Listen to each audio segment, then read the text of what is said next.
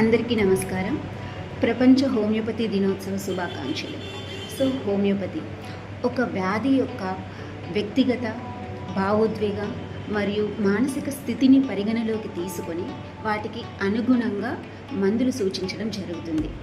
And మందులు తయారీ విధానంలో వాళ్ళు ఎక్కువ టైమ్స్ చాలాసార్లు పొటెంటైజ్ చేయడం వలన సో వాటి వల్ల దుష్ప్రభావం కలిగే అవకాశం ఉండదు.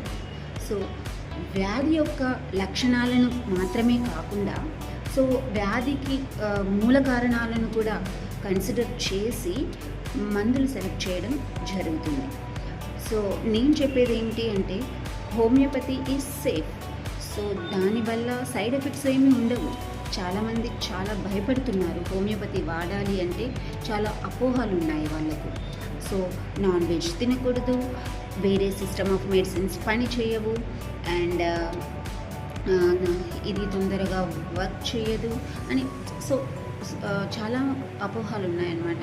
సో ఇలాంటి అపోహలు ఉంటే మీరు హోమియోపతి ఫిజిషియన్ని కన్సల్ట్ అయ్యి మీరు నిర్భయంగా యూస్ చేయొచ్చు. So thank you.